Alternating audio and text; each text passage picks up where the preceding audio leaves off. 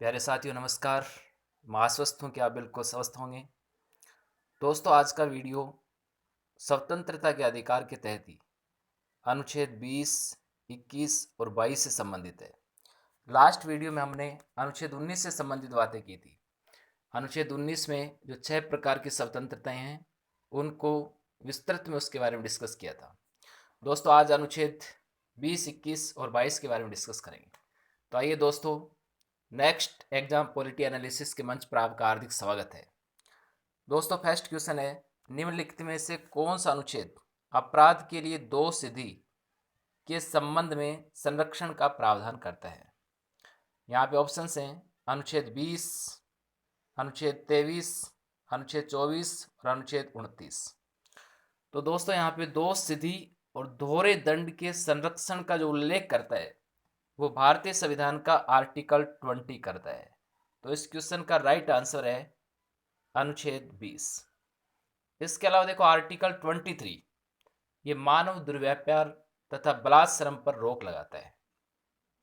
Article 24, 14 वर्ष से कम आयु के जो बच्चे हैं उनको जोखिम भरे कारखानों में नियोजित करने पर प्रतिबंध लगाता है।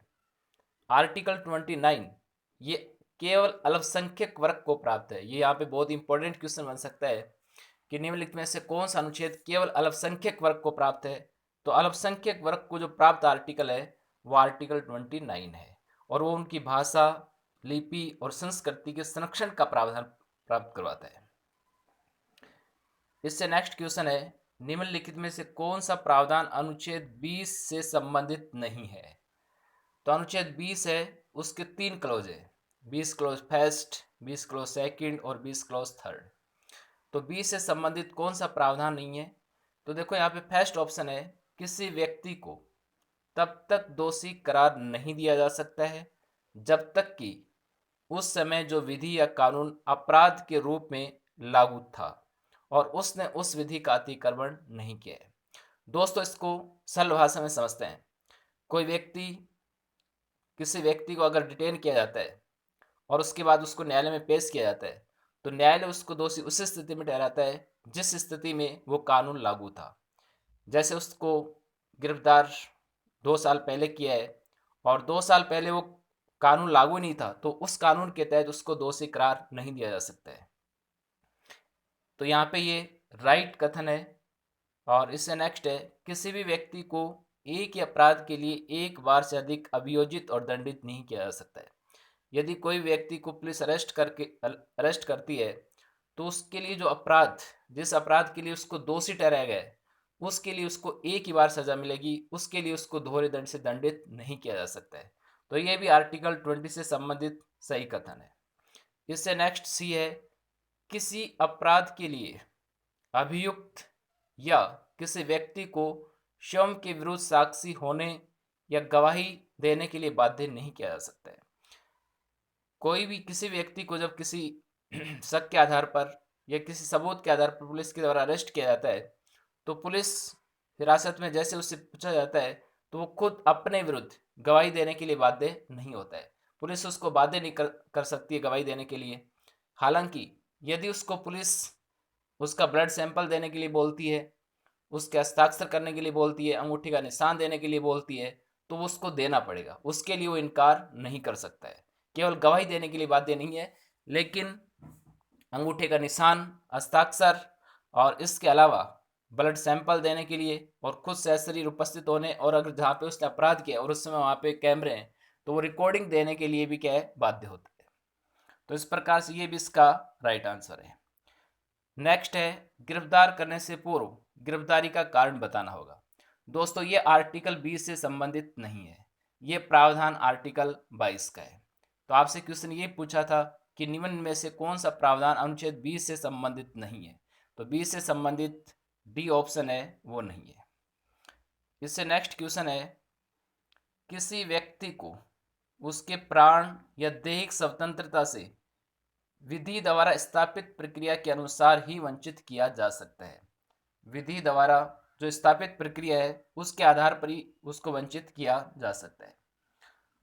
तो दोस्तों, यहाँ पे पहला तो बेसिक क्वेश्चन ये बनता है कि भारतीय संविधान के किस अनुच्छेद में विधि द्वारा स्थापित प्रक्रिया का उल्लेख है।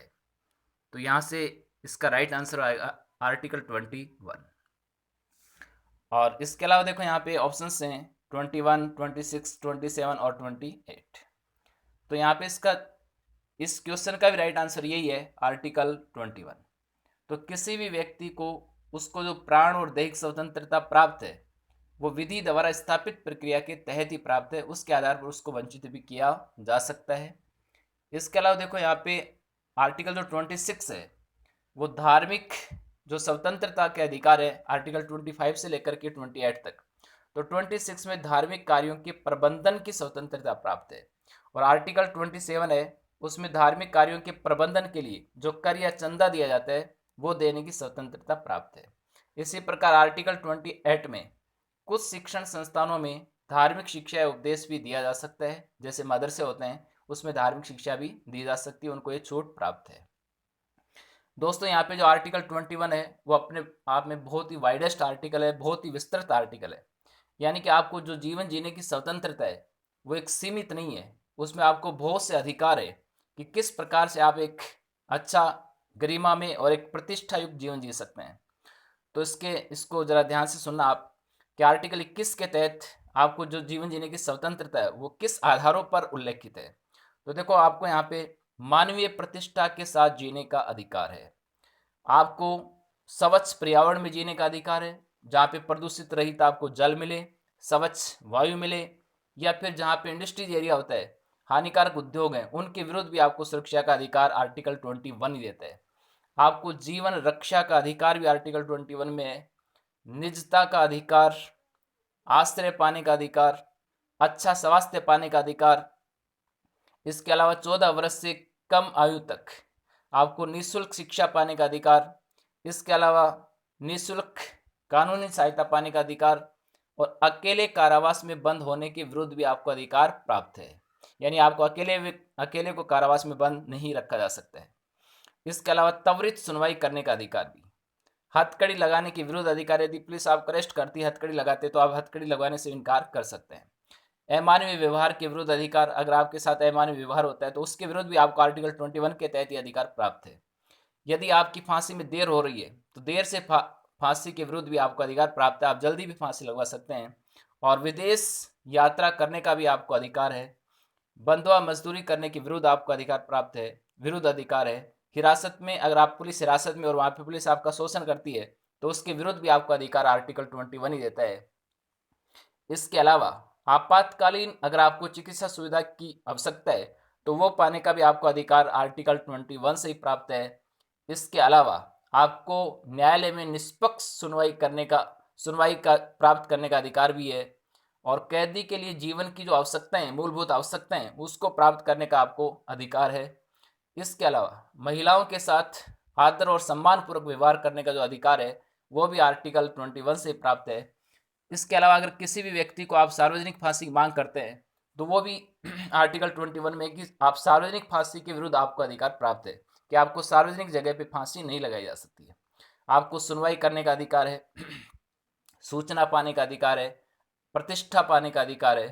तो ये जो अधिकार है ये आर्टिकल 21 से प्राप्त है। तो आर्टिकल 21 एक सीमित अधिकार नहीं है, अपने आप में बहुत ही विस्तृत स्वतंत्रता का अधिकार है। इससे नेक्स्ट क्वेश्चन है दोस्तों, निम्नलिखित में से कौन सा ऐसा वाद है जो प्राण एवं दैहिक स्वतंत्रताओं से संबंधित नहीं है, यानी कि अनुच्छेद 21 से संबंधित नहीं है। तो यहाँ पे फर्स्ट ऑप्शन है ए के गोपालन बनाम मद्रास राज्यवाद, मेनका गांधी बनाम भारत संघवाद, इंदिरा साहनी बनाम भारत संघवाद, इनमें से कोई नहीं है।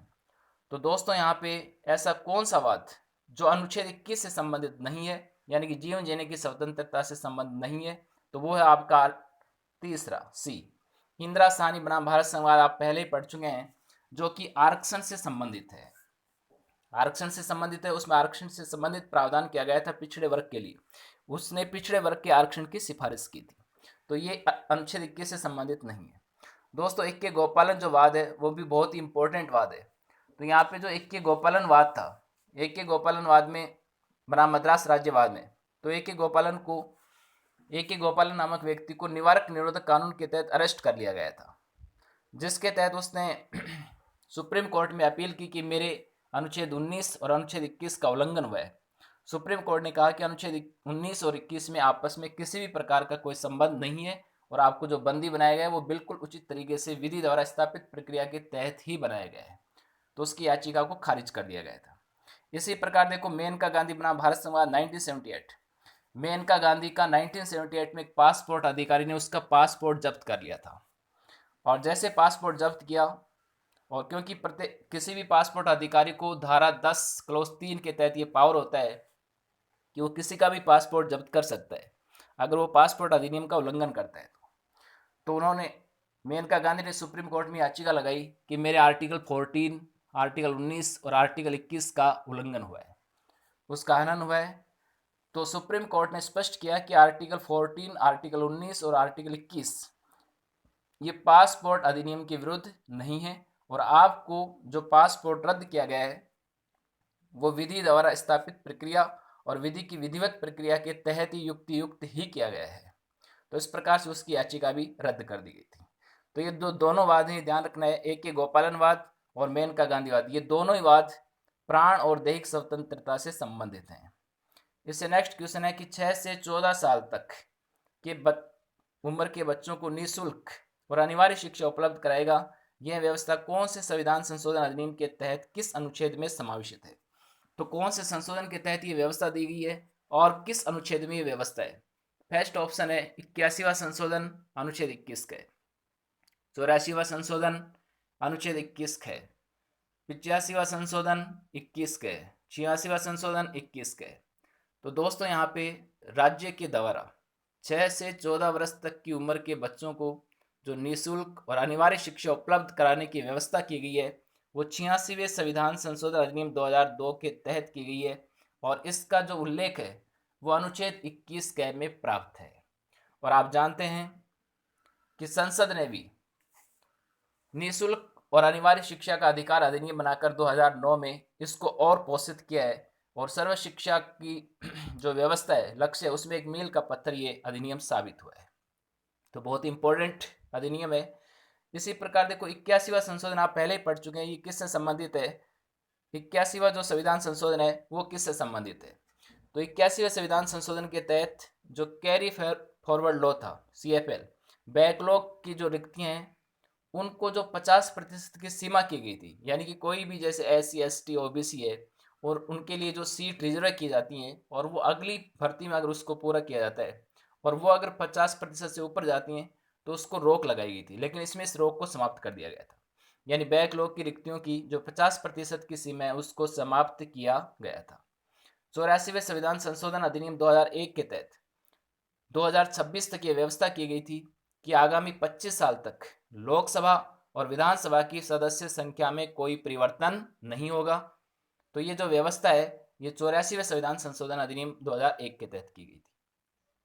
85वां जो संविधान संशोधन अधिनियम है वो भी इम्पोर्टेंट है, उसके तहत ये व्यवस्था की गई थी कि जो SC और ST के लोग जो सरकारी सेवाओं में सेवारत हैं और उनको जो प्रमोशन मिलेगा वो सीनियरिटी के आधार पर मिलेगा।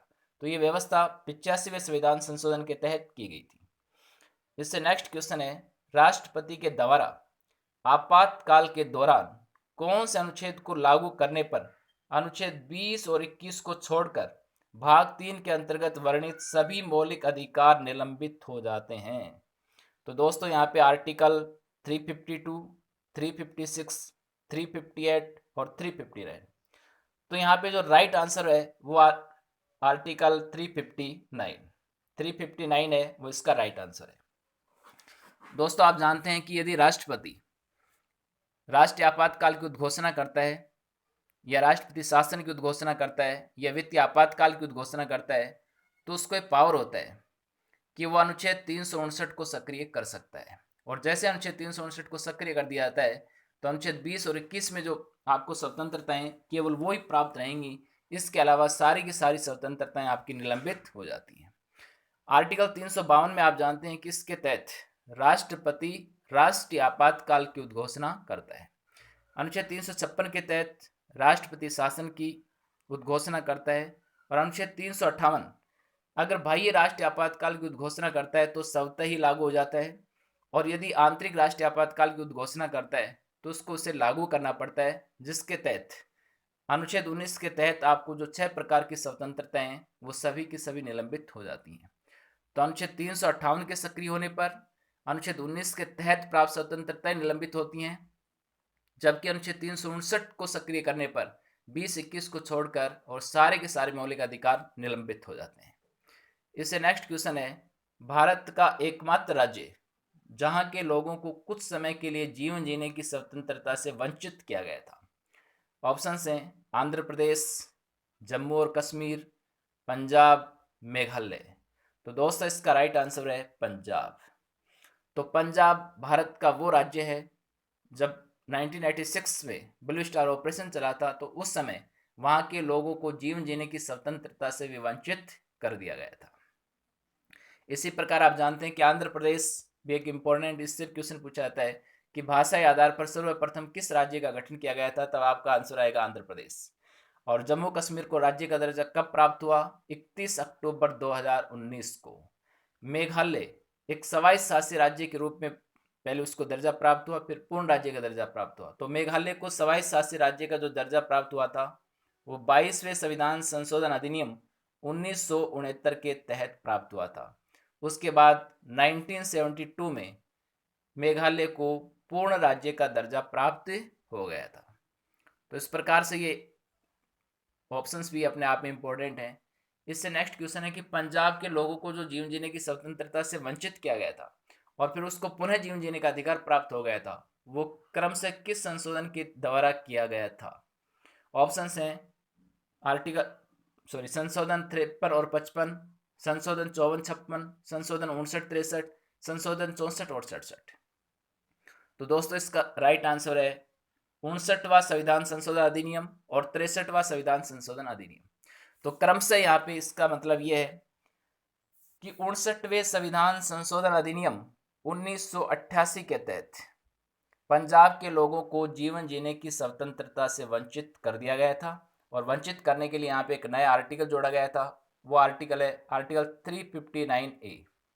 तो आर्टिकल 359A को समावेशित कर पंजाब के लोगों को जीवन जीने की स्वतंत्रता से वंचित किया गया था 59वें संविधान संशोधन अधिनियम 1988 के तहत। और उसके बाद संसद में इस बात का विरोध हुआ, तो कुछ समय बाद ही यहाँ के लोगों को जीवन जीने की स्वतंत्रता से पुनः उसको जीवन जीने की स्वतंत्रता का अधिकार प्राप्त हो गया था। और वो कौन सा संशोधन था, 63वां संविधान संशोधन अधिनियम। और ये कब हुआ था, 1989 में। तो कुछ समय के बाद ही फिर उसको पुनः जीवन जीने का अधिकार प्राप्त हो गया था। और 1989 में जैसे उनको जीवन जीने का अधिकार प्राप्त हुआ, जो 359 शामिल किया गया था वो अब क्या हो चुका था, निरस्त हो चुका था, क्योंकि इसी के तहत उनको जीवन जीने की स्वतंत्रता से वंचित किया गया था।